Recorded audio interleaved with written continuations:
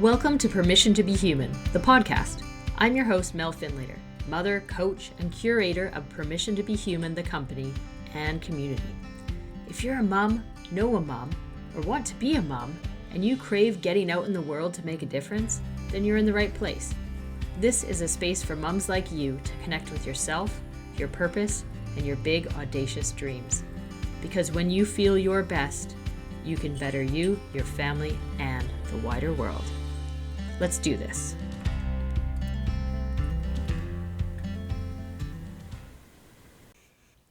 Hello, everyone, and welcome to this episode with Jana Hendrickson. I am excited to share it with you.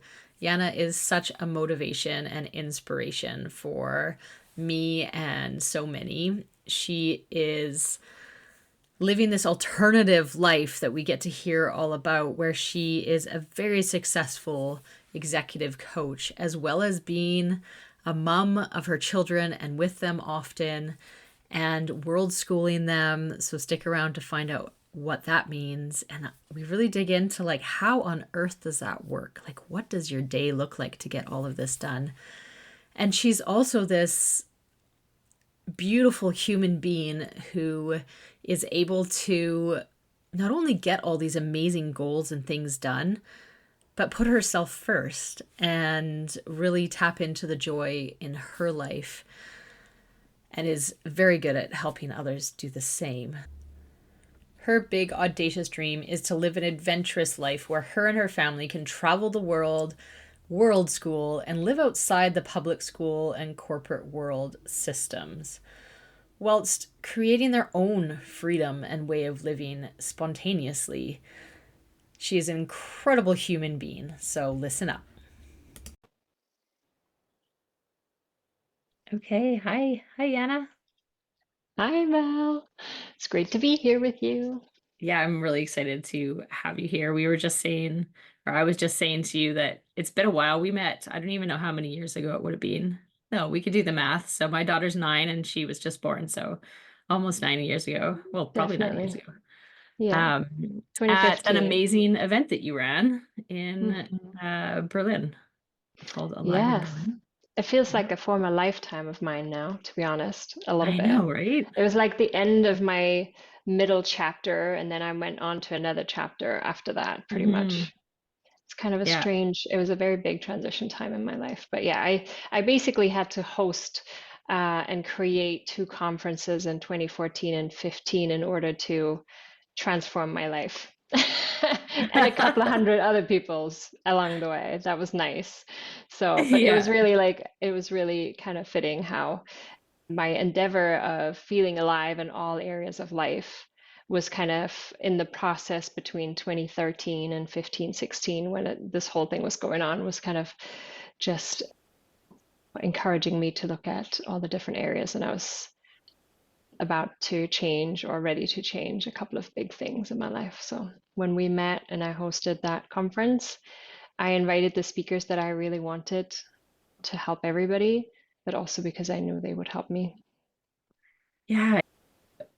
It's so easy. I'm going to dive right in, and then we're going to go back to the question about who are you, because you're Yeah, just leading into it so perfectly. But I think it's really beautiful and often the case that we create these things that we need the most, right? 100%. So you created Alive in Berlin. It hugely helped me in the same way probably that it helped you. I was in a massive transition. So I went along to this conference. My daughter was 2 months old, I believe, and she was just strapped in and hanging out The with whole me. time. I was really lucky. If anybody ever thinks they can't do this, you totally can, by the way. To strap them in. I was very supported by my husband, who also came along and was sometimes he would take her out for an hour or two and then bring her back to be nursed and stuff, and to be part of the conference as you do. Um, Yeah. so it was a huge transition in my life, literally, Mm. probably the biggest one I've ever had when you have your first child, right? But it sounds like Oh it my was gosh. also for you this Mhm. time when you're going to move literally in many ways, I think. Yeah. I Good for moved you. in many ways. At that time, in 2014, I think you intended 2015. Is that right? Is that your daughter was, born in Yeah, 2015? 2015. Yeah. Yeah. So I started planning 2013, and I was at the World Domination Summit in Portland, Oregon, and my friend Chris Gillibow's conference at the time. It's not run anymore, but and I I remember the moment where I thought, okay, I'm gonna do this thing. I'm gonna build the thing that I wish we'd had in Europe. And that was a personal development conference with all the coolest people because I kept flying to the US for these things. And I was like, we need this in Europe. And so I was going to build the thing that I wanted. And then I said to myself, I'm going to ask Pam Slim and Chris Gillibo. And if they both say yes to being a speaker, unpaid, just paying their flights and stuff, then I will do it. And then, much to my dismay, they both said yes within the day. And then I was like, oh crap, I better get planning. And then I had about 9 months, pretty much exactly from there to building it in May the following year. So it felt like having a baby in that way. But Yeah. also at the same time, 2014 was the year that I left my first husband after 12 years and 5 years of those married. And I left England after 11 years of living in England, and I became a nomad for 4 years. And at that time specifically, I was living between, like when we met, would have met in May 2020, 2015, I was living between Hawaii, Texas, LA, Berlin. I was like constantly flying back and forth between, so I was moving a lot, is my point. So yeah, Yeah. it's a crazy time. Yeah, for sure. And that phrase that you use at the beginning there is like, I don't see it, so I'm gonna build it. Right. Hmm. And I think so many of our listeners who have these big audacious dreams, it is about building what we need that we also think other people are going to need as well. I know that's been my journey, especially in the last multiple times in my life, actually, but in the Mm. current kind of phase as well with building this, with building. Like I just, it's ironic because you're like, I kept going over to the States for it. I just went back to the UK for the do lectures because I was like, I don't have that community here. I need to go and find Mm. it. And now I'm like, oh, I need to build that community here, right? And that's Right, kind of the way exactly. that it so often works. Okay, so give us a little intro to who are you? Who's Yana? Oh my word, that's a big question, isn't it? Hmm. So I would say I really am trying to resist the urge of defining myself by roles. Hmm. Okay, in terms Yeah. of professional or home roles. So I think who I am at my heart is an adventurer, a connection seeker, a joyful person, a creator, somebody who appreciates wisdom and loves studying, lifelong learner for sure. In fact, I remember a time when I was coached the first time in order to figure out what the heck I wanted to do with my life, which was 2009. One of the things I said to my coach is if I could just get paid to learn, like to go to conferences, study personal development, psychology, positive psychology, and that kind of thing, that would be my dream job. So I kind of made it that, but it's Yeah. yeah, definitely a lifelong learner. I've just extended that by doing a master's PhD program in professional coaching and human development. And I've been doing all the learning for the last 15 years, ever since becoming a coach. So yes, that is my professional title is just a coach, as in life and business coaching in general. But I do focus on self-actualization, meaning really creating a life and work that fulfills us, that maximizes our potential, really in the typical Maslow sense of the word self actualization, with peak experiences and transcendence, and a little bit of a spice of spirituality thrown in there occasionally. And so I really just am so interested in what makes people basically feel really happy. And so I've been studying that for 15 years plus. And other than that, I am also a wife to my lovely husband, Chris, um, and a mom to two girls that are nearly 4 and 6, and an unschooling mom at that. So we are going to do life without school, at least the system of the public school. And otherwise, yeah, I don't know. I'm sure I can think of a few more things, but mostly that. Those are the key themes of my life, I would say. That's brilliant. I love it. And you really are in like the crux of it with the 4 and 6 year old, the unschooling, and your coaching. For those most people won't know this, I'm really privileged to be in your kind of first round of this group coaching program that you're running. Do you want to tell us what that is? Yeah, sure, I can. It's a complete experiment. So I don't want to, I want to encourage people to just try something new and something different. It was born out of a couple of places, really. One, when I coach ordinarily, I tend to coach leaders, C-suite executives, business owners, and that's just kind of grown naturally over the time. I've always kind of worked more with people that were already self-employed or running a business.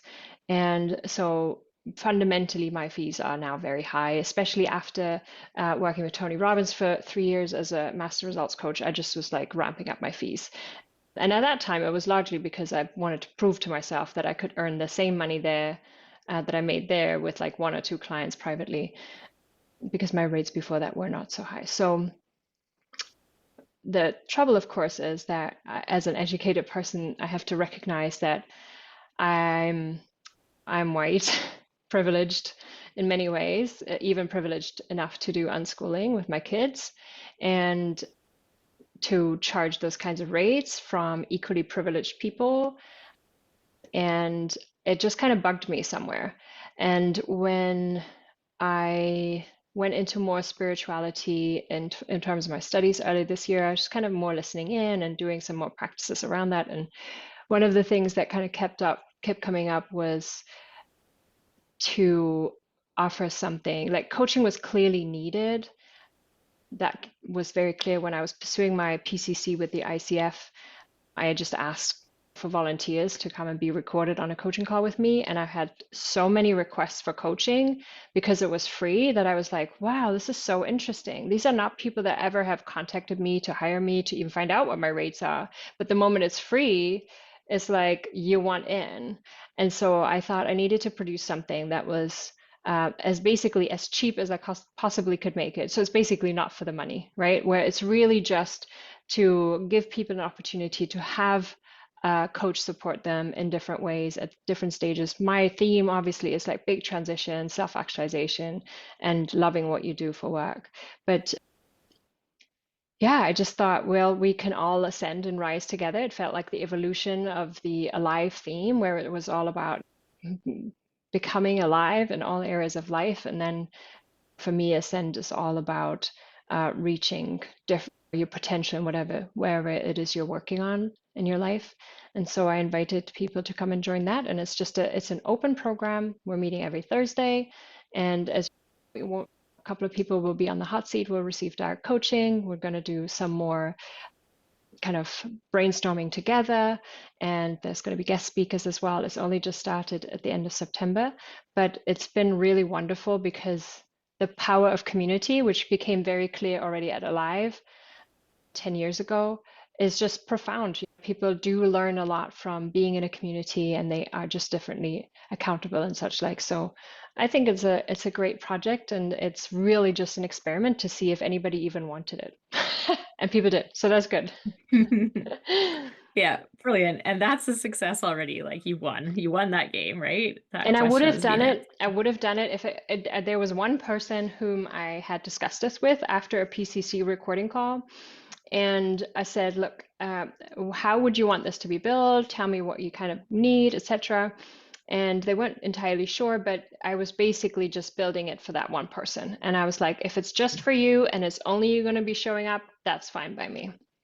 And so Yeah. it really is, yeah, it's a win, I guess, no matter what, even if there's one person showing up.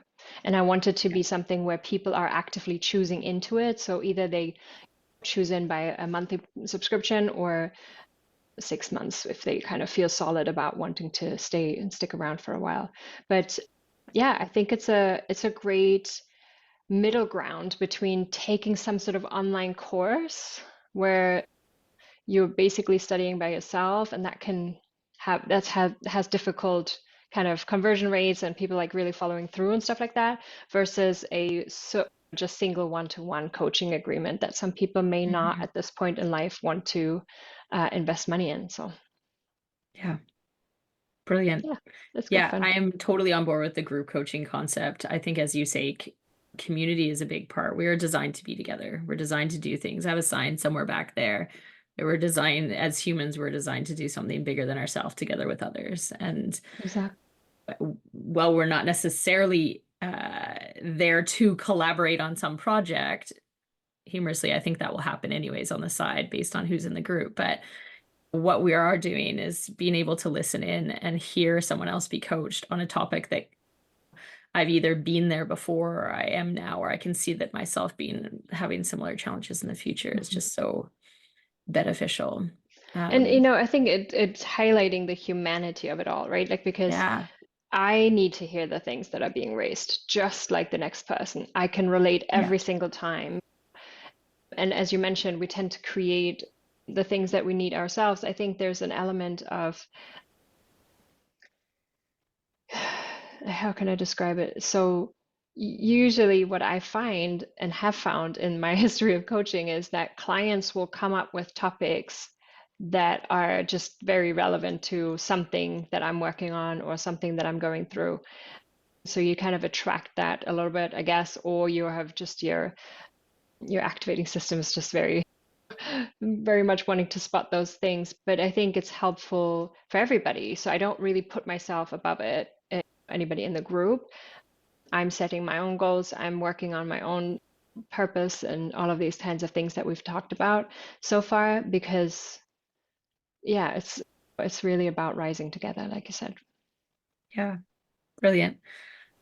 I have two questions in my mind, and they may well like merge together or we can separate them. One is for those who really aren't in this field of coaching or really understand what it is, I wonder if you could share what that is. And then I think if we can lead into what your big audacious dream is, which may well include goal coaching within that, then yeah. So So like what is coaching? what is coaching? Okay. What is it and like why? Like why Mm-hmm. coaching for you? Yeah, that's a different question, really. So for Yeah. me, let's distinguish first. Okay. So with coaching, I've actually done quite a lot of in-depth work as part of my degrees with regards to the difference between coaching and counseling and psychotherapy and the different, I guess, the different areas that are there to help professionals that are helping people. And I think the main difference with the coaching realm is that we are dealing with fundamentally healthy people.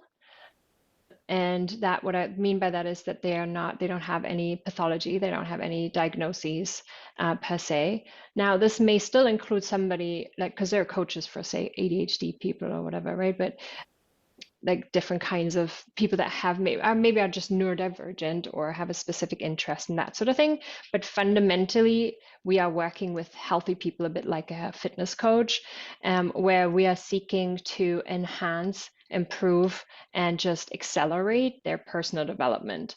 And for me, the reason why I think everybody should choose into coaching is because there is so much gold in having somebody even just listen without an agenda and judgment, and to have the space and the regularity of making space for your own thoughts, for your own goals, and what is important to you, and to really just get a different perspective. That's sort of the minimum. And at best, it usually leads to bigger changes, more accelerated action taking, more clarity. I think that's what most people are seeking from coaching on what they even really want. But it's always coming with a deep dive of why they want the thing, what they're actually seeking to accomplish underneath, and the kinds of feelings they would like to have on a daily basis. And so my approach to coaching has always been more of an ontological one, which is about the way of being rather than the way of doing, because I feel like, especially after seeing the Tony Robbins world, there was a lot about stop doing this, start doing that. These are the action plans. and what are your goals? And that to me was over the longer term, not really producing the identity shifts that I think people need to experience in order to fundamentally change their ways and their pursuit of goals. And so it really had me deep dive into transformational NLP, which is neuro linguistic programming. So a way of speaking to yourself and a way of uncovering patterns that are basically running your system and changing those. And then also the ontological world, which is really about how essentially who do we need to become in order to accomplish the thing. So that's kind of how I see coaching. And then why this for me, I mean, it came to me, as I think it comes to a lot of people that decide to work in this field. But I think it combined my interest for human psychology, for this desire of improving oneself, and I just always had a lot of curiosity. My first work was as a journalist, so I've asked questions for a living for a really long time. And so I just really love the art and science of it and the evidence-based research that backs up what coaching does and can accomplish. But I also am really smitten by the more spiritual aspect of what coaching can bring to a person in terms of meaning and purpose. That's why I'm Mm. studying self-actualization. Yeah, brilliant. That's such a good description of coaching, but also of what draws you to it. And it totally makes sense based on what you've already told us before this, with if you could get paid to learn, right? Hmm. And in some ways you are, right? Because we learn Yeah, from absolutely. clients and we Yeah, have to learn things in order to do the work for sure. yeah, So absolutely. that's brilliant. So that leads me to the question, which may or may not be related, because that's the Hmm. how. But what's the big audacious dream? I think the dream that I have been pursuing probably the most in the past few years is to essentially live a life with my family that has my husband outside of a normal working contract as an employee, that allows us to create our own income from probably different streams, as well as earns us the flexibility to be where we want to be whenever we want to be. So after 4 years as a digital nomad in the years of 2014 to 2018, we had met, part of Chris was part of this for 2 years. We had met some unschooling families or some traveling or world schooling families. And I think although we have bought our forever home in Michigan, we always wanted this as a base, and meaning we wouldn't want to be completely nomadic again. But we definitely foresee for us to be several months in one place or another, and obviously maintain our home in the meantime. So, for example, here in Michigan today, actually, my friend posted the first snow. What is it? October 15. It Wow. didn't last very long, a few seconds, but we have a long winter usually, meaning that's about from November, December, all the way through. Last year we had a snowstorm on May 2nd. And Wow. so it's usually a good 5 months. And in the winter months, it's really lovely when there's like a big amount of snow. Like that's usually case. I'm saying usually because last winter was a big disappointment because it was an El Nino year and it was very warm. But usually there's several feet of snow in this area.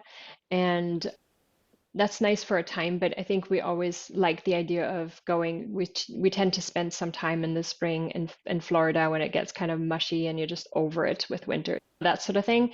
And so Yeah. currently we're planning a trip to Japan, and we want to be in a situation where we can just do that more often or however often we want, really. But when the four of us travel, that's across the pond for anywhere. We looked up flights to Thailand because we love Thailand a lot.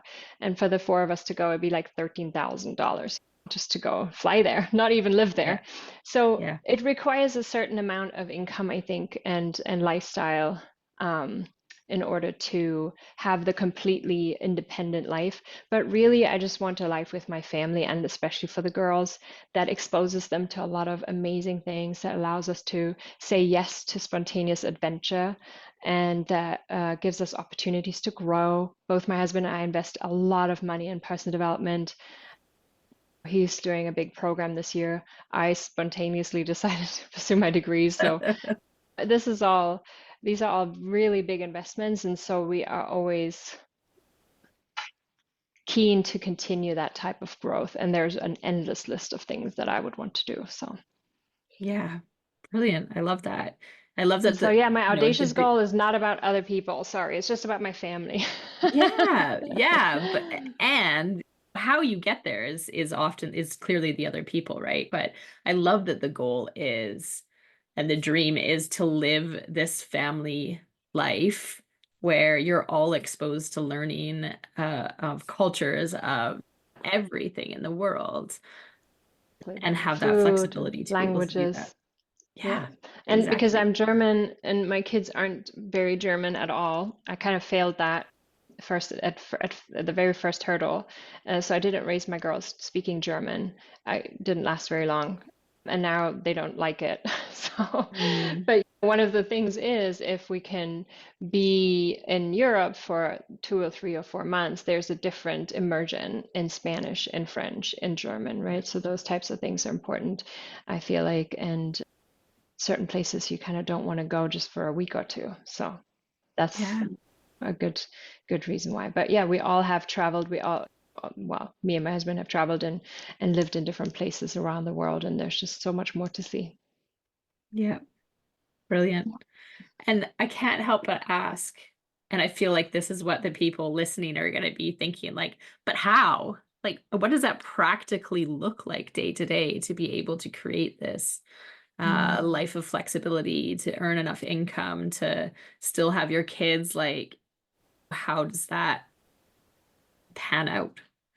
I mean, so I think for starters, I think it's I'm I could go two ways. Let's just talk about the money first. Let's just Mm, talk about the elephant in the room. So my estimation for that kind of really like for in order for my husband to come out of work, because that's a big deal, right? That's yeah. he's a very well paid software engineer. I think we would want to hit about $300,000 annual income consistently. And the keyword Yeah. is consistently, because that's the tricky part. Because if we don't have systems, if we don't have products or services that are continually making money, that are recurring revenue, I think you might do that for a little while and then you're like struggling again, because that's kind of how the business world might work sometimes. Feast and famine and all that. Otherwise, the I guess the lucky development for me was there that I am mostly working with clients that pay five figures, several five figures for coaching together for a year. And so I don't actually have to work many hours in the week to make more than six figures. So that's good. Um, but it's also work to generate new clients and all of the usual stuff that Yeah. people do, right? So that there's that. The other train of thought that was kind of coming up for me is just like the next person, I am already struggling to fit everything into one day that I need to do. So, whilst my husband has a fairly simple schedule of getting up, going upstairs, he works remotely for a company in the US, and basically sitting in his office most of the day between 9 and 5 at least, and he's somewhat available throughout the day. Like right now, he's covering our time while we're talking here on the podcast. It's pretty simple. And then at the end of the day, he's kind of done with his day and he has his own little chores and works out and whatever. But for me, I'm trying to combine the PhD work, my Ascend work with the Ascend community, my coaching work, and I'm doing the ICF PCC qualification right now. And I also have my kids around 24/7, literally. So I guess the other aspect is that I spend a lot of time reading, and I'm currently dedicated to reading the Bible. So that takes up a lot of my morning time. Plus, I'm obviously reading for my PhD. So I think the truth is that that can get very frustrating when my kids want to be entertained, or when I'm like, oh, we got to go here. Like we have a homeschooling group on Mondays. We have another homeschool group tomorrow that takes several hours out of the day. We're going to visit another homeschool group on Friday this week to see if we want to try it out because it's a bit more schoolish than what we are used to. And so I am trying to use my time wisely. So sometimes that means I listen to books instead of reading them, or I most of the days tend to get up somewhere between 4:30 and 5:30, and I have usually at least an hour or two before they wake up. To myself, that's kind of my holy time, and I go to bed really, really early, ridiculously early, apparently. And so for me, my work time is usually between 4 a.m. or 4:30 and 7 probably. Then everybody wants to wake up and snuggle and have breakfast and all those types of things. And then there's like kids activities. We do a lot of arts and crafts, and we don't really do the learning, like we're not working with a home curriculum at all. The idea of homeschool, I should say, the idea of unschooling, for those who don't know that concept at all, isn't that you're not doing anything. The idea is that you are allowing your children to lead their own learning and to be self-directed in their way of getting an education. So, say for example, my older daughter seems to be quite schoolish, which is much to my surprise. As in, she's very systematic. She likes to be told what to do. She wants to play school. She doesn't really like the idea of actually going to school for it's about an 8-hour day here, Monday through Friday for kids. But she likes the idea of like playing teacher and student and that sort of thing, and she likes to do her math.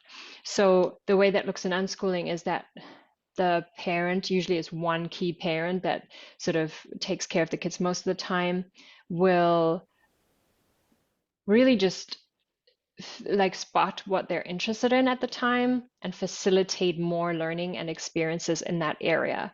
So that means I'm procuring worksheets and workbooks, kind of manipulative toys. I've just ordered like a math thing which tells her about place value, or like those types of things. So we're always investing in schoolish things, not in educational toys per se, but more in like experiences. That may mean, so for example, recently I took them to a supermarket where I needed to grab a few things, and then my daughter was like, she was kind of like spotting me doing the checking out. I did a self-checkout, and I'm like, how about you do it? And so she did all of the moving things across the scanner and all of that. And then I asked her, like, how much did it come to? How are we going to pay? So it's like you're learning in the moment along with in life, basically. And it's a commitment to lifelong learning. And that's one of the reasons why I want them to see me study in the mornings, which is that they see that this is a lifelong thing. Mom is self-directed in her learning. And yeah, I think the practicality of that in summary can be that it just feels either overwhelming or like you never get enough done. But at the same time, I think when it comes to this big lifelong dream, or this overarching dream of we honestly have what we would love in many ways. We can travel. We are living in a gorgeous large house and all of those things in a beautiful environment at that. But I think there's like the piece that's probably missing at this point is my husband's time, that we're winning that back. So that would be replacing his income, and that's what we're kind of working on. Yeah, That was a brilliant. very long way to answer your question. Sorry. That's okay. I don't even remember what the question was, but I love the answer nonetheless. But I think because my next question was going to be what is unschooling for those who don't Mm-hmm. know, because it's a very different style of education, and it is an Yeah. education. Yeah. As you say, it's that It's lifelong. intense. I think Yeah. I think people might think of it initially as kind of neglectful, parenting Mm, when you first see it because it seems kind of hands off and there's no structures and all of that. But the truth is, it's a huge commitment from the parents yeah. because you're the one who is responsible for your child's education along with the kid and not some teacher. It would be so much easier if I just dropped my kids off at free daycare, as in free public school. It is really what it is, right? They're keeping them busy for 8 hours, and I can just do what I need to do. And I'm not dismissing for a second that it's needed for many people who just want to go to work. But really, what it means is we're outsourcing the education to a teacher person that we may often not know. And so I think the the way we see it, we take it very seriously, is that we are buying apps, looking at innovative ways for them to get different skills. We're investing our own time and sitting with them. I'm not teaching per se. I don't want to be. It really would drive me up the wall to do that.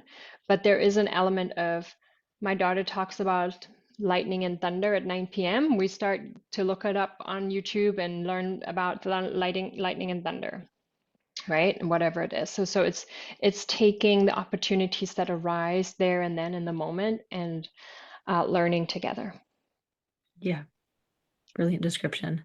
And Mm. what's it like to have this big audacious dream that you described? It's an alternative lifestyle, right? And an alternative ways to raise your kids and to educate and generally just not necessarily the mainstream that everybody is gonna grab hold of and understand right away. I'm curious of what's that like? How Mm. does that impact anything, if at all? Well, let's see. What is it like? I think in some ways it can be isolating because we are pushing against a lot of mainstream with unschooling, with our high focus on personal development and spirituality and spiritual growth or personal growth. As I'm a carnivore, so I have a very restricted, strange diet for health reasons that I think there's a lot of great research that support it. So we're doing a lot of things differently, and that can sometimes mean people are like, huh? Right? Like, what? Why are you doing that? And it's not met with curiosity. I'm not often met with curiosity. If I, like right now, told anybody I'm reading the Bible, there's nobody that has yet asked me, why? Why'd you do that? Or how? Or how does one do that? Or what made you even, I mean, you're East German. Why are you even baptized? Like, so Mm, nobody asks those kinds of questions. Or why unschooling?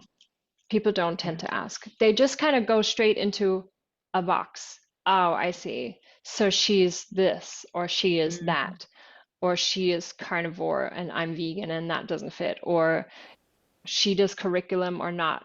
Like we are just so quick to yeah. basically judge and categorize because that's kind of what our brain needs sometimes, but that can feel isolating.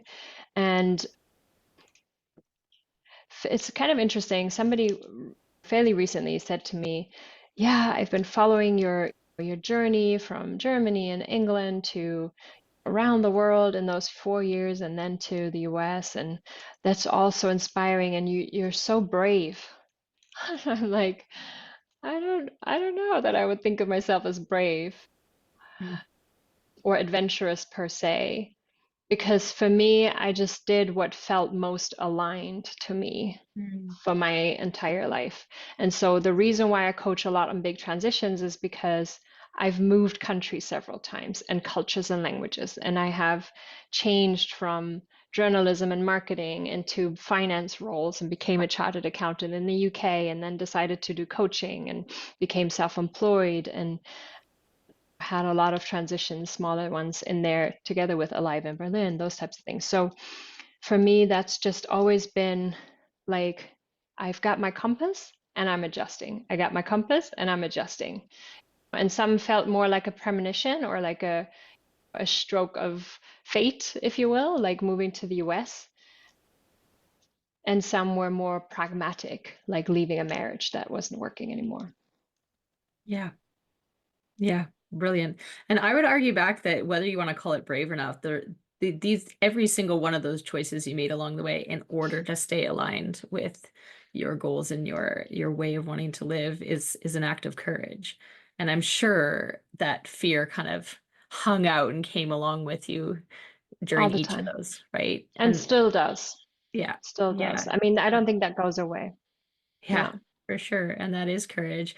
And related to that, I think with your the challenges that you just described in terms of how people might interpret what you're doing, I'm curious what keeps you going when met with a world that might not quite always understand.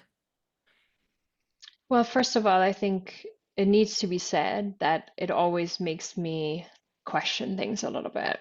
So when I Mm, get challenged in that way, or just not accepted, or I'm noticing I'm not making the friend that I thought I was going to make, or that the person can't quite relate, or something like that, when anything like that happens, it makes me like pause and invariably create some self-doubt too. Because then I'm not necessarily about certain things I'm really convicted about. If somebody said, "Oh, that's so gross, you just eat a lot of meat or eggs or bacon or butter," then I'm like, yeah, but I have so much conviction about that because I've read so much research about it. And then I'm just like, well, that's okay. You do you and I do me. There are certain points like that, but sometimes it's not as simple as that. Sometimes it is more of a, yeah, check in for me as to what I'm doing. But usually, I don't know. I feel like most, if I'm looking back, sort of the majority of decisions that I've made, I have had a lot of conviction, even if it took me a really long time to get to it. Like, for example, a couple of examples I can tell, because when I decided to leave my marriage in 2014, that had been such a long time coming. And it took me years to get to clarity and certainty about doing that. And the second time I'm thinking of is like just when my husband and I were traveling globally and we knew we wanted to have children and we kind of needed to get on with it because I was getting to be that age where that becomes more and more difficult. We took over a year to figure out where in the world we wanted to live and have children. So it doesn't necessarily, I think this is partly what people are not seeing as much in social media, right? So you might be like, oh, Jana's doing the whole immigration process to the US, or she's now living in the US. They don't see that it took $11,000 for just lawyers and fees and so much paperwork and so much patience and tears and this visa and that visa and driving there and here and there.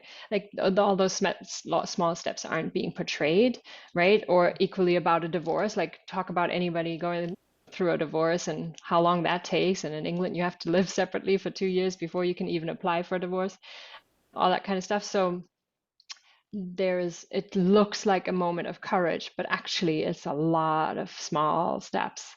And so yeah, that's really how we do life now, is just take a long line of small steps every single day. But my husband and I are pretty system driven or routine driven, and so um, there are mechanisms that we've put in place to make sure that we are staying on track. Like we always talk every week about our finances. We talk about our marriage every week. We talk about our kids every week. Like we have certain things mapped out in the calendar. And yeah, every yeah, it just takes kind of time to make big changes happen sometimes.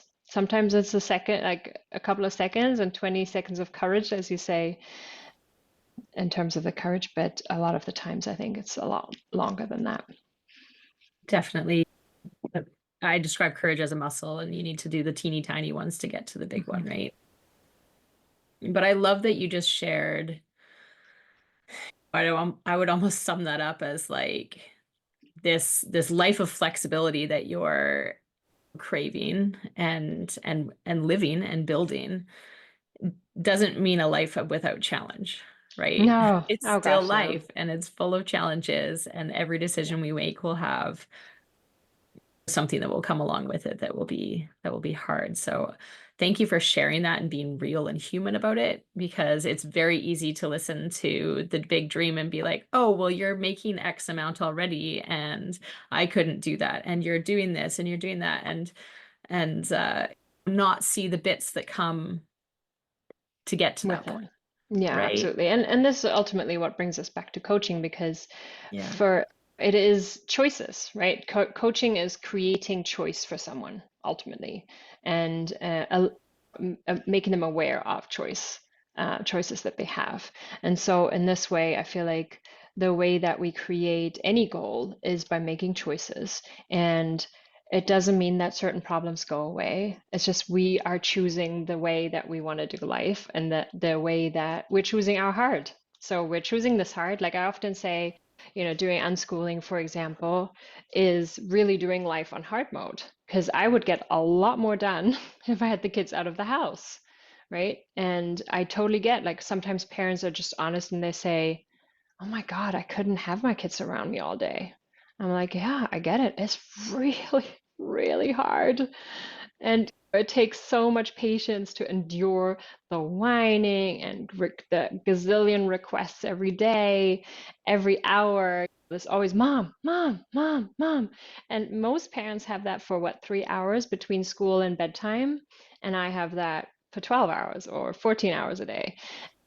And trying to get anything done in between that can be really frustrating and challenging. And so that is our hard, but then someone else who chooses rightfully to send a kid to school has a different kind of hard, between either making their own living and being a single mom, or dealing with the kid being challenged at school and they don't see an opportunity of taking the kid out of school even though the kid is not thriving, and all those kinds of so we are just choosing our Yeah. level of hard. And so, yeah, definitely those don't go away no matter what we choose. And I don't believe that more money will make us more happy.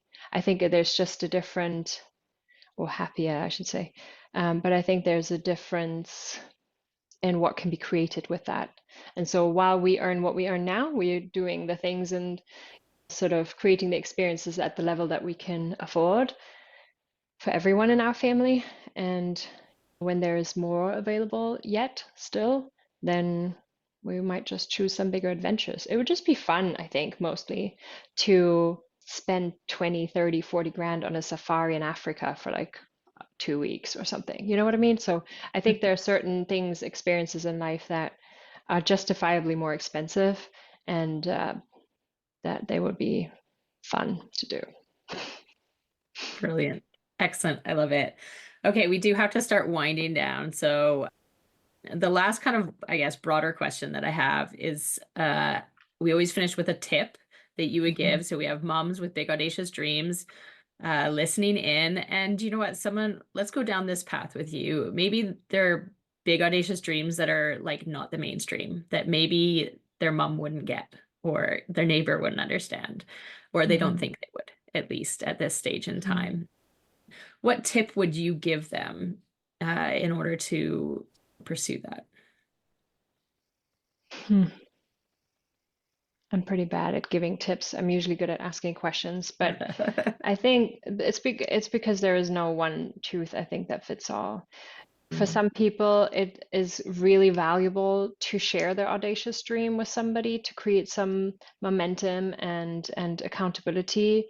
But for other people, I sometimes think it's best they just carry out what they want and they don't talk about it, so they don't meet so much pushback, right? And so giving a tip to me is a tricky thing.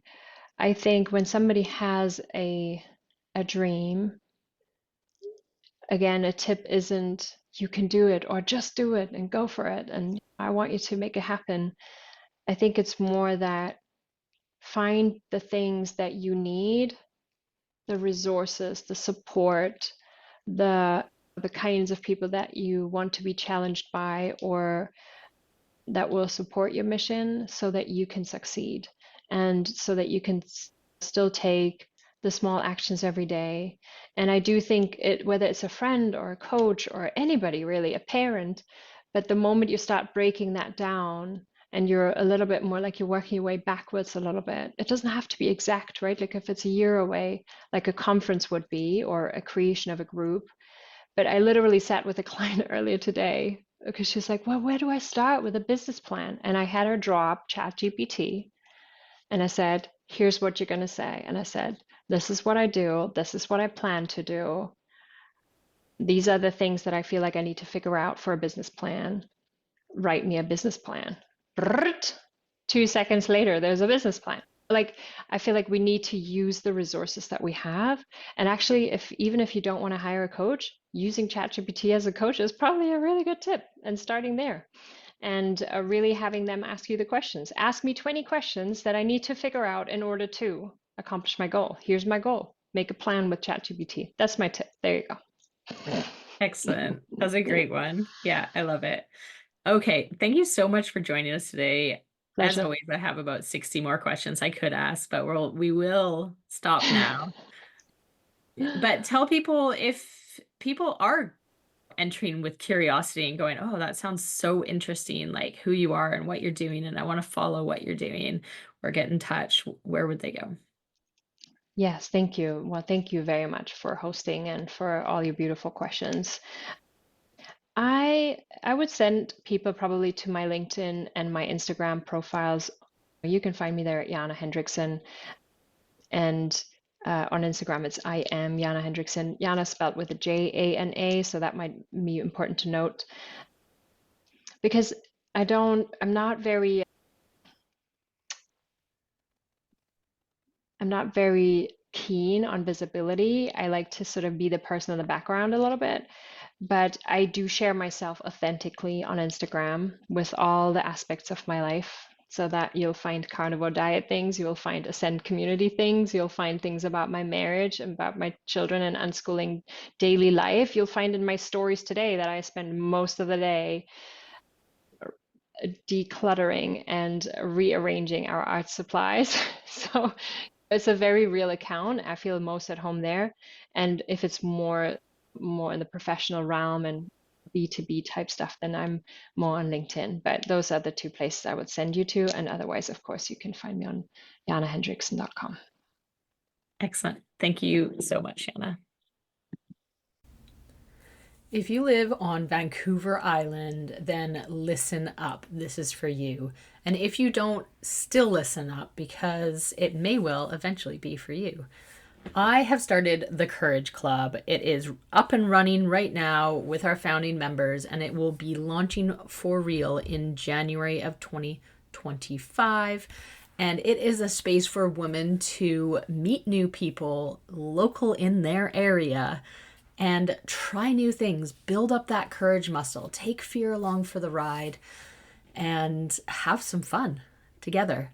And if that seems like something that you are craving, that space to get out and do things that you might not otherwise do on your own, but that you do want to do, then you can do it with the Courage Club. Now, courage shows up in many forms. Sure, there's the physical ones that we all think of, but there's also social, and there's emotional courage, and there's so many ways that we can show it. So you will have an opportunity to decide how you're going to do your acts of courage. Head on over to permissiontobehuman.ca/the Courage Club and get your name on the waiting list so that you can hear all about it as and when it comes up.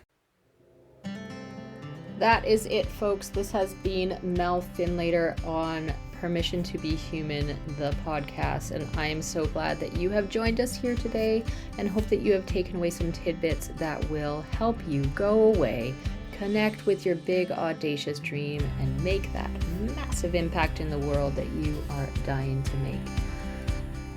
If you liked today's episode, please, please, please like it, share it. Think of one person that you think would also like it, and send it on over to them. Let's get this out there, and more moms feeling like themselves, inspired, dreaming big, and out there being them. Please do head on over to find me on Facebook with Permission to Be Human, or Instagram, or you can even pop me an email and say hello at permissiontobehumanalways@gmail.com. Say hello and let me know that you listened. What did you like about it? I would love to hear. If you didn't like it, I don't really want to know. Just kidding. You can share that if you want. I would love to know, however, who you are. Let's connect. Let's find out what you want more of. I want to hear from you, and I want to make it what would be useful to you. As always, remember that you have permission to dream big, permission to feel big, and permission to be you. You have complete and full permission to be human. For real, you do.